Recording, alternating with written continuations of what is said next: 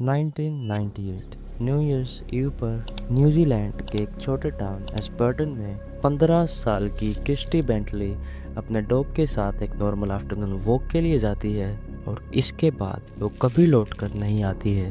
ये केस है न्यूजीलैंड का, पर हम सभी न्यूजीलैंड को एक ऐसे देश के रूप में जानते हैं जहां पर क्राइम बहुत कम है। पर 1999 में न्यूजीलैंड में एक ऐसा केस हुआ था जो आज तक न्यूजीलैंड को हॉन्ट करता है, और ये केस था 15 साल की किस्टी बेंटली का। किस्टी बेंटली का जन्म 18 जनवरी 1983 को क्राइस्ट चर्च में हुआ था। किस्टी फैमिली की सेकंड चाइल्ड थी। उसकी मदर का नाम जिल था और उसके फादर का नाम सिड था, और उसका एक बड़ा भाई था जिसका नाम जॉन था, और वो क्रिस्टी से 3 साल बड़ा था। और जो बेंटली फैमिली थी वो रहती थी न्यूजीलैंड के साउथ आइलैंड के एक छोटे से टाउन एस्पर्टन में, और क्रिस्टी वहीं एस्पर्टन कॉलेज में पढ़ती थी जहाँ उसके काफ़ी सारे दोस्त थे। और क्रिस्टी के दोस्त और टीचरों ने उसको डिस्क्राइब किया है as honest and creative. Christie को ड्रामा क्लासेस और पोइट्री का शौक था, और वो अपने इन्फेक्टियस लाफ और अपनी स्ट्रॉन्ग पर्सनैलिटी के लिए जानी जाती थी। और अब वो 15 साल की थी और वो अपने ही स्कूल के एक लड़के ग्रैम को डेट कर रही थी, और वो अपनी इस रिलेशनशिप के लिए काफ़ी ज़्यादा एक्साइटेड थी। 31 दिसंबर 1998 उस दिन थर्सडे था, और न्यू ईयर्स ईव पर ये एस्पर्टन का बिल्कुल शांत और गर्म दिन था। अब उस टाइम पर छुट्टियां चल रही थी, और ये दिन भी किस्टी के लिए एक नॉर्मल छुट्टी थी, पर इस दिन वो काफ़ी ज़्यादा एक्साइटेड थी। अब उसका एक्साइटेड होने का रीज़न था कि आज रात को उसकी फैमिली के साथ डिनर पर उसका बॉयफ्रेंड ग्रैम आने वाला था, और इस चीज़ को लेकर वो काफ़ी ज़्यादा एक्साइटेड थी।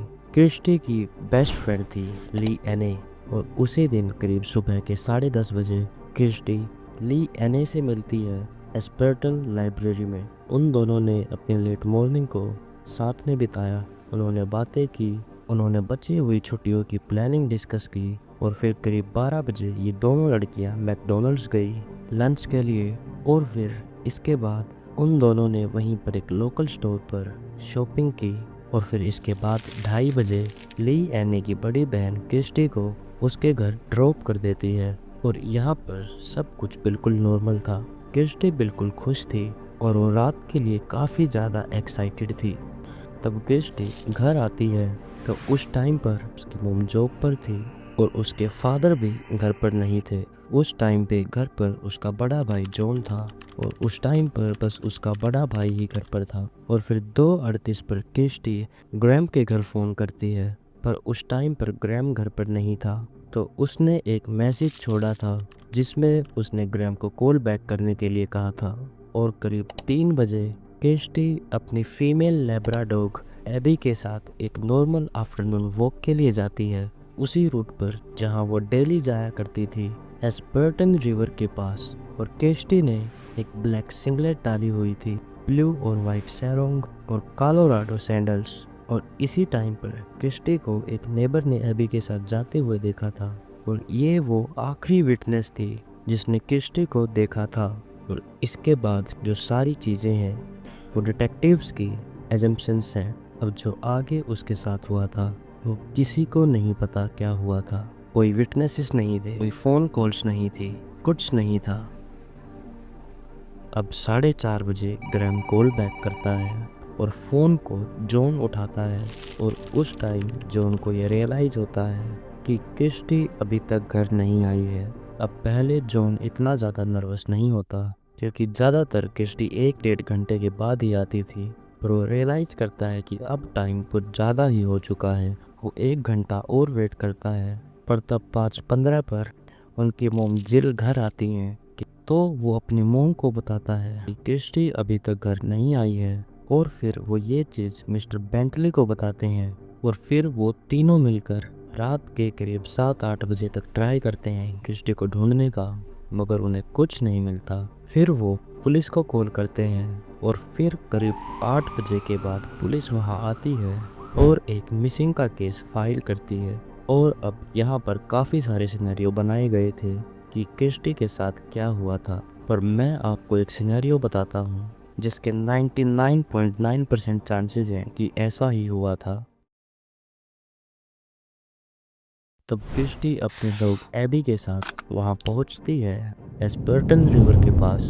तो वहाँ एक आदमी था जिसके पास ग्रीन वैन थी और पीछे से उस आदमी ने क्रिस्टी को किसी मजबूत चीज से पीछे से क्रिस्टी के सिर पर हिट किया, जिससे क्रिस्टी की वहीं पर डेथ हो गई थी। और फिर काफ़ी ज़्यादा चांसेस हैं कि उस आदमी ने क्रिस्टी को सेक्सुअली असॉल्ट भी किया और वो फिर क्रिस्टी की बॉडी को अपने साथ ले गया और वहीं पर उसने एबी को झाड़ियों में एक पेड़ के साथ बांध दिया। मगर ये तो बस एजम्पशंस थी। अभी आपको कुछ समझ नहीं आ रहा होगा, पर जैसे जैसे आप वीडियो में आगे बढ़ेंगे आपको सारी चीज़ें धीरे धीरे समझ आ जाएंगी। इस केस में इतनी ज़्यादा स्ट्रेंज चीज़ें थी जिसके कारण ये आज भी अनसॉल्व्ड है। और फिर अब अगले दिन पुलिस की पूरी टीम आती है जिसमें बहुत सारे एक्सपर्ट्स थे और फिर वो उस जगह की बिल्कुल अच्छे से तलाशी लेते हैं। और कई देर ढूंढने के बाद करीब 10 बजे पुलिस को वहाँ घनी झाड़ियों के बीच एबी मिलती है, एक पेड़ से बंधी हुई। एबी जिंदा थी और वो इतनी ज़्यादा डरी हुई थी कि वो कुछ भी रिएक्ट नहीं कर रही थी। और फिर कुछ देर बाद वहीं पर 20 मीटर दूर झाड़ियों में पुलिस को एक ब्लैक अंडरवेयर और ग्रीन बॉक्सर शॉर्ट्स मिलती हैं और ये दोनों चीज़ें क्रिस्टी की थी। और ये चीज़ देखकर पूरी बेंटली फैमिली काफ़ी ज़्यादा डर जाती है। और फिर इसके बाद पुलिस उस पूरे एरिया को दिन रात सर्च करती है, मगर वहाँ पर इन दो चीज़ों के अलावा और कुछ भी नहीं मिलता।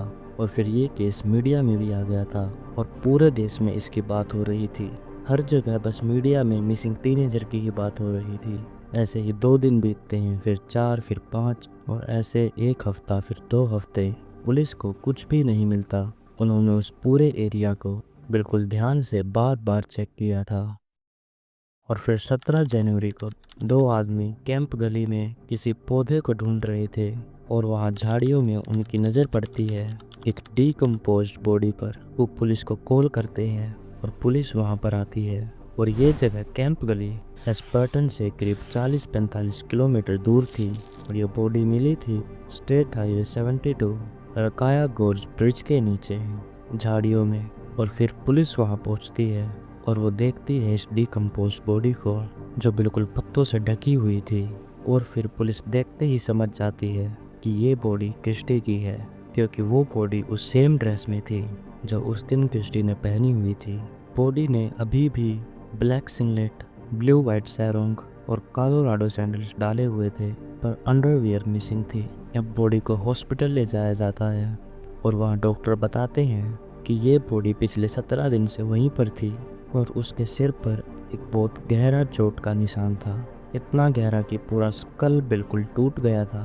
और बॉडी इतनी ज़्यादा डिकम्पोज्ड थी, फेस बिल्कुल डिकम्पोज्ड हो चुका था। पर कपड़ों की एविडेंस से ये कंफर्म कर लिया जाता है कि ये बॉडी क्रिस्टी की ही थी। और फिर ये केस एक मिसिंग पर्सन केस से एक मर्डर केस बन जाता है। बॉडी को फैमिली को सौंप दिया जाता है और फिर क्रिस्टी का फ्यूनरल होता है। और इस फ्यूनरल में बहुत सारे लोग आए थे।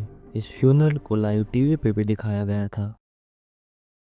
पर अब यहाँ से इन्वेस्टिगेशन शुरू होती है। अब पुलिस पूरी तरह कंफ्यूज थी, क्योंकि जहाँ अंडरवेयर मिली थी और जहाँ बॉडी उनके बीच में 40-50 किलोमीटर का गैप था और साथ में एबी का बिहेवियर। पुलिस ने सब कुछ ट्राई किया, क्रिस्टी के फोटोग्राफ्स दिखाई एबी को, बार बार उसका नाम लिया, पर एबी इतनी ज़्यादा डरी हुई थी कि वो कुछ भी रिएक्ट नहीं कर रही थी।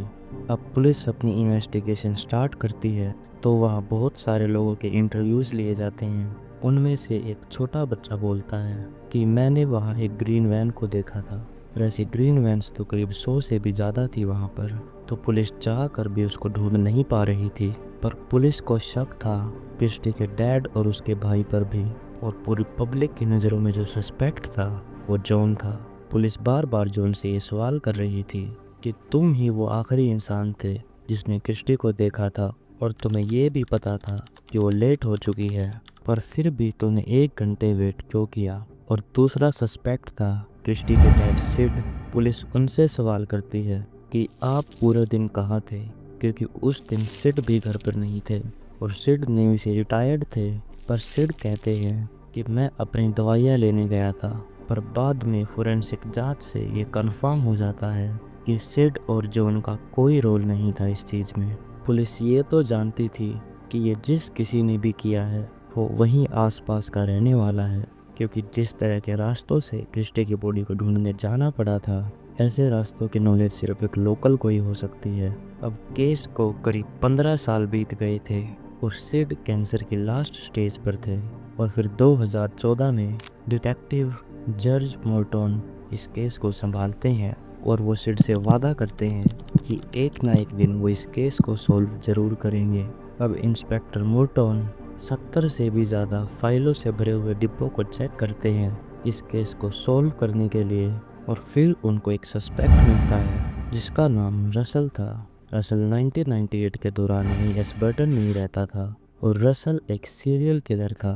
इंस्पेक्टर मोर्टन ने उसका इंटरव्यू लिया, उससे सारी चीज़ें कंफर्म की, उसका डीएनए फोरेंसिक सारे टेस्ट किए, मगर रसल भी क्रिस्टी का किलर नहीं था। और फिर 2015 में क्रिस्टी के फादर सिड की डेथ हो जाती है, और फिर 2018 में इंस्पेक्टर मोर्टन उस अंडरवेयर को दोबारा टेस्ट करते हैं ultra sensitive DNA surrounding technology से, पर फिर भी डीएनए से कोई भी सस्पेक्ट मैच नहीं करता है। पर इंस्पेक्टर मोर्टन आज 2026 में करीब केस के 27 साल बाद आज भी इस केस को सोल्व करने में लगे हुए हैं, और जॉन अब 50 साल का होने वाला है, और क्रिस्टी की मोम जिल भी अभी जिंदा है, और वो लगातार अपील कर रही हैं कि इस केस को सोल्व किया जाए। हो सकता है क्रिस्टी का किलर मर चुका हो, और या फिर एक इंसान आज भी एस्पर्टन की सड़कों पे अपनी ग्रीन वैन में घूम रहा हो। तो यही थी दोस्तों क्रिस्टी बेंटली की कहानी। ऐसे ही और क्रीपी केसेस के लिए अपने चैनल ट्रू डिटेक्टिव को सब्सक्राइब करें, और अगर वीडियो अच्छी लगी हो तो वीडियो को लाइक करें, और आप कमेंट कर सकते हैं आप किस टॉपिक पर वीडियो चाहते हैं।